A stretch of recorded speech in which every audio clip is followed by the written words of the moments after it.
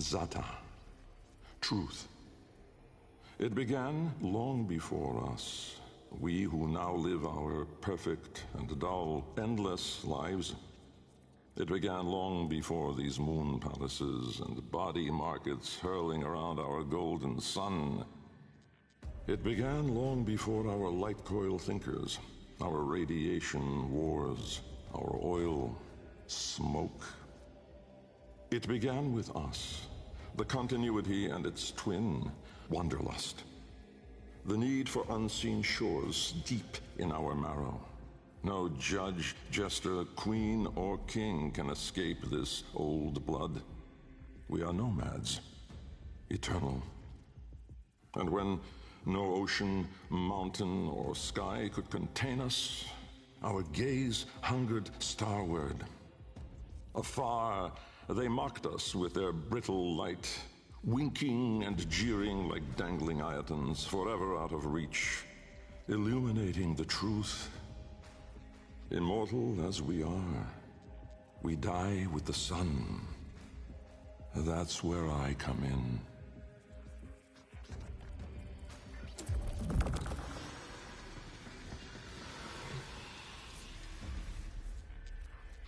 Jahu, form. My departure was a day less than any other. When I stepped inside the bell, I saw no crowd through its seriglass, no skeptical onlookers, no regal send-off. They all had given up on me and my paradoxical formulations. The wasted years had all shown the void to be just that. Nothing. No energy, no entanglement, no form. To spacefaring ambitions, a dead end. On the day, my laboratory was mostly vacant of witnesses, most of all of expectation. Only my sluggish attendants, my sagacious Kavat, Kalimos, and of course my daughter. I had raised her alone, but with inconsistent vigor. In those eyes, her mother's, I did see a terrible reflection of a man that did not exist. A brave and principled man about to make history. In truth, he was a void himself, an outcast, a joke, a nothing. Driven by my humiliation, failure had made me bitter and reckless. I would dive into the depths myself to prove them all wrong. I gave the signal. My daughter grasped the lever.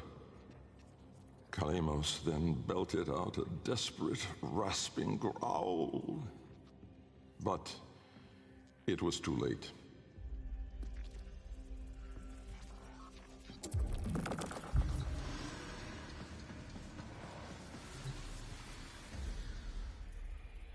Vom, order. The calipers yawed open the wall between worlds, stretching there a black trapezoidal gap. A door, a mouth. It yawned in the light of the room, splintering it to mesmerizing, unearthly hues. And I, inside the bell, dropping obliquely toward it from my gallows. Mass and time rippled as a sudden vortex jawed before me. My head was vapor, my feet lodestone. The bell around me flexed like a rat paralyzed in a winding, gulping snake. I faltered in the awe of it, stumbling against the seriglass, and with that shifted the bell's path through the wall. It grazed the caliper membrane, the edge of the door. No worldly edge was as thin, as sharp as could split even light. As the bell faintly grazed it, the seriglass was all at once rendered like strips of flesh by Dax's blade. My enclosure was beheaded in an instant, but still, I fell, sideways, into the void.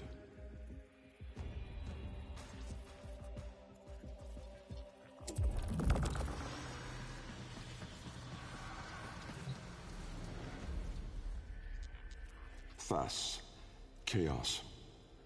Death was on me, I was certain. I was face down, eyes clenched, my heart pulsing the last of its seconds, and my lungs burning the last of its air. A sudden nostalgia gripped me.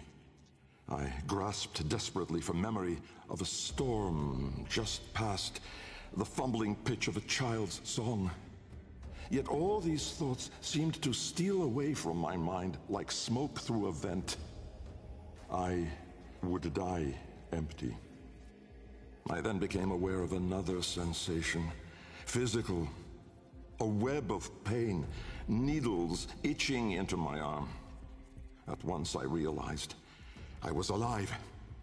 Laying in the bell's shattered ceraglass, I groped the ground, warm stone, the floor of my laboratory.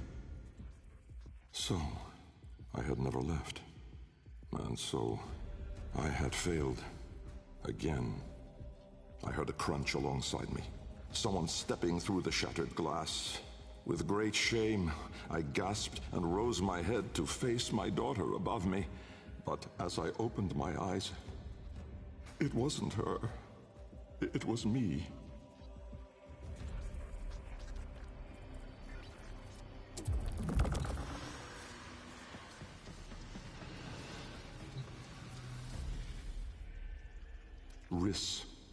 Light.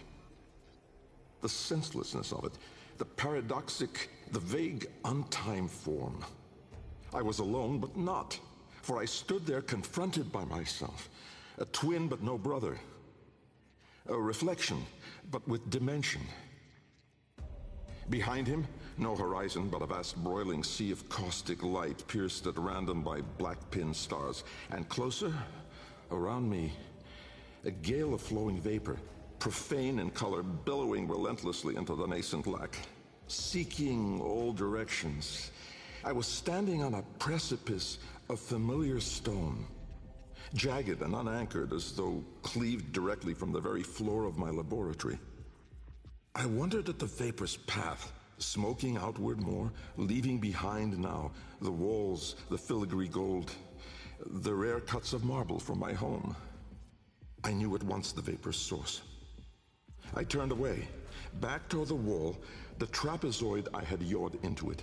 Vapor erupted inward at the gap, but not just from there. For as I rolled my eyes back, I saw the same.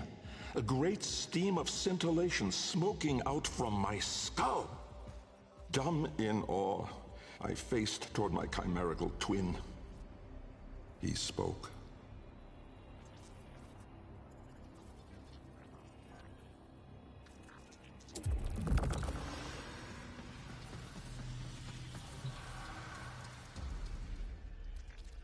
Kra, time. An old name, unspoken in the centuries since my mother reared me.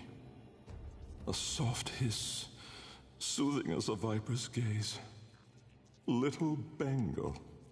The other me reached out, offering his hand, gliding toward me without moving, as though the distance between us was now collapsing. A confusion, most euphoric, filled my mind. With the shred of wit that remained, I decided that I should run for my life. At once, crazed and frantic, I fled. But I made no forward progress. Instead, the world compressed ever more around me, as though I were an anchor pulling the shore to reach.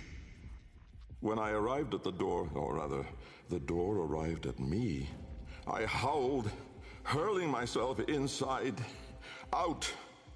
And then and there I was, lost and unlost, howling on the floor in harmony with my wretched Deimos, lacerated in flesh and heart, scattered as the bell glass, spilling blood and stomach on the cold stone floor.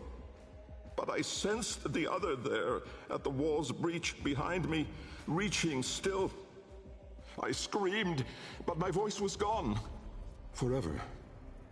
I looked, but my eyes would never see again. I swept my fist across the floor, snatching broken shards, and in gripping tightly, I filled my hands with ink. Close it, I wrote.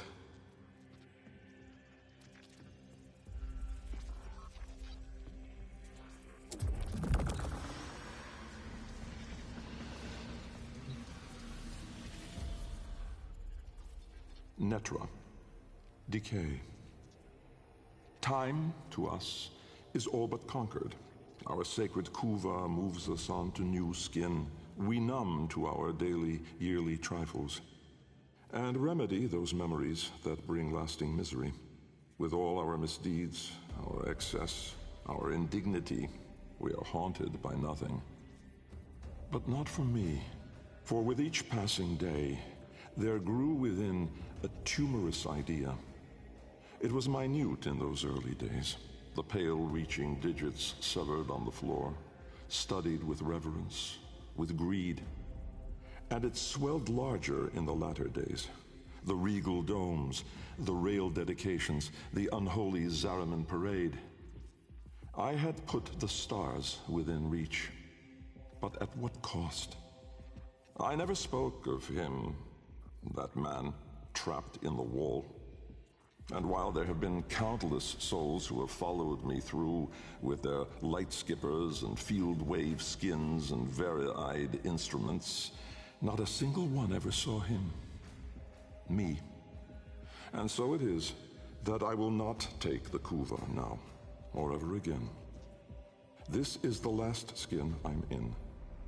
Because of this idea, that I cannot be sure that in all that smoke commotion, in all that panic and fear, in that bending light and blinding dark, was it I who escaped? Or the other?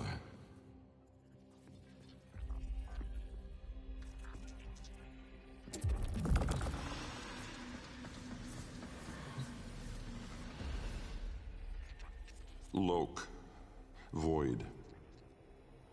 From brooding gulfs are we beheld by that which bears no name. Its heralds are the stars it fells, the sky and earth aflame. Corporeal laws are unwrit as suns and love retreat. To cosmic madness, laws submit, though stalwart minds entreat. In luminous space, blackened stars they gaze, accuse, deny. Roiling, moaning, this realm of ours in madness lost shall die. Carrion hordes trill their profane accord with eldritch plans. To cosmic forms from tangent planes, we end as we began.